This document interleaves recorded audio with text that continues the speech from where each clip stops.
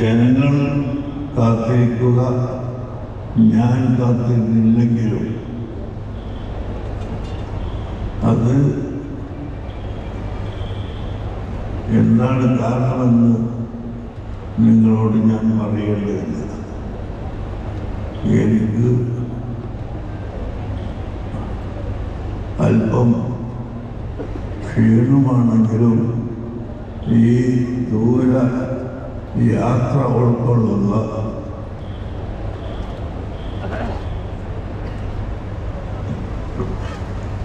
കേരള യാത്ര, അതിൽ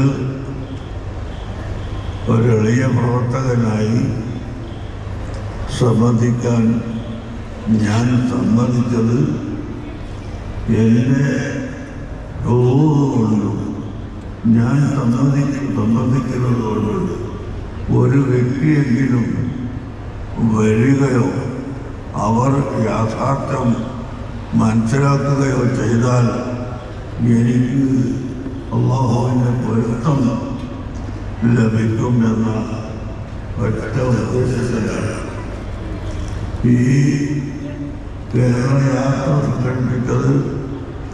ഞങ്ങൾക്ക് ഇവിടെ ഏതെങ്കിലും ഒരു രാഷ്ട്രീയ പാർട്ടി ഉണ്ടാക്കാനല്ല, ഭൗതികമായ എന്തെങ്കിലും ഒരു നേട്ടം ഇതുവഴി ലഭ്യമാകാനും അല്ല, മറിച്ച്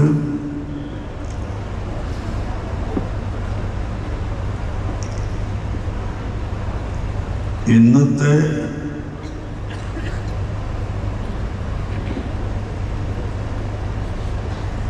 ലോകത്തിൻ്റെ ചുറ്റുപാട് നോക്കുമ്പോൾ മനുഷ്യർ മതത്തിൻ്റെയും സംസ്കാരത്തിൻ്റെയും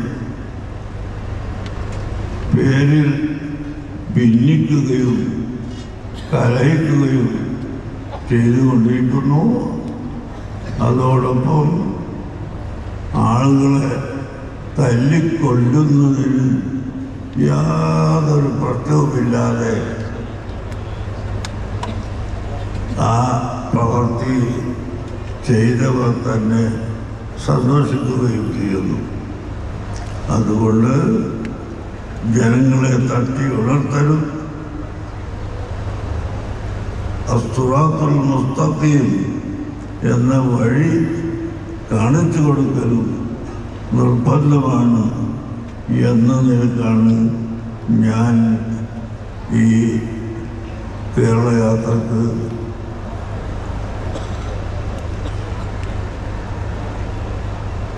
നേതൃത്വം വഹിക്കാൻ അല്ലെങ്കിൽ കൂടെ വരാൻ കാരണമായത് എന്ന് ഞാൻ ആദ്യമായി ഓർമ്മപ്പെടുത്തുന്നു.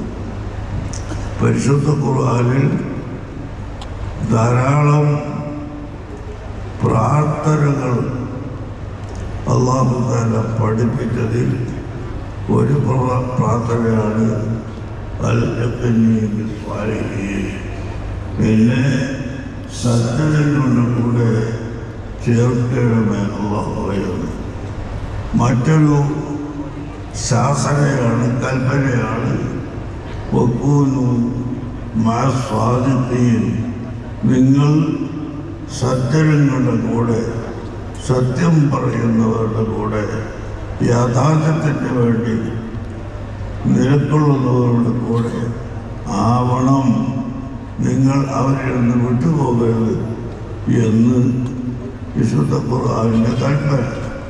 അത് ഒരു തരത്തിൽ മാത്രമല്ല, പല തരത്തും അല്ലാഹു സുബ്ഹാനഹു വ തആല പരിശുദ്ധ ഖുർആനിൽ അത് നമ്മോട് കൽപ്പിച്ചിട്ടുണ്ട്.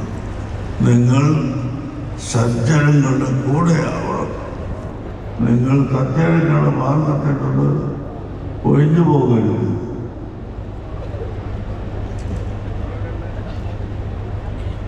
യാക്കൂബ് നബി അലൈഹിസ്സലാം വഫാത്തിന് മുമ്പ് തന്നെ മക്കളെ വിളിച്ചുകൊണ്ട് മാ തഅ്ബുദൂന മിൻ ബഅദി, എൻ്റെ ശേഷം നിങ്ങൾ എന്തിനെയാണ് മക്കളെ ആരാധിക്കുക എന്ന് ചോദിച്ചപ്പോൾ പാലു അവർ പറഞ്ഞു നഅ്ബുദു ഇലാഹക വഇലാഹ ആബായിക ഇബ്രാഹിമ വഇസ്മാഈല വഇസ്ഹാഖ ഇലാഹൻ വാഹിദൻ വനഹ്നു ലഹു മുസ്ലിമൂൻ.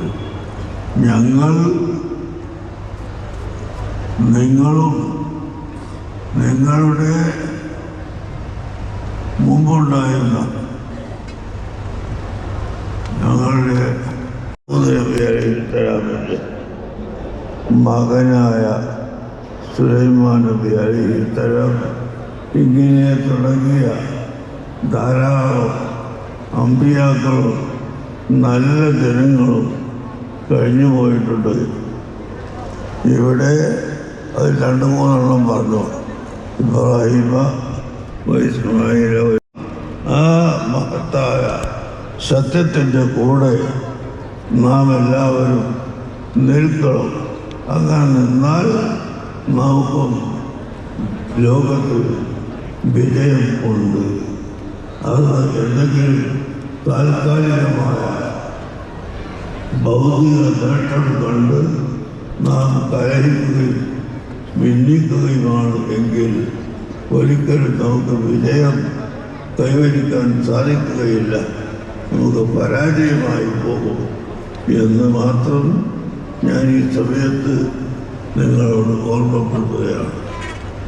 സൂറത്ത് ഫാത്തിഹയിൽ ഒരു ദിവസം 17 പ്രാവശ്യം നിർബന്ധമായി പറയണമെന്ന് അല്ലാഹുവിൻ്റെ കൽപ്പന.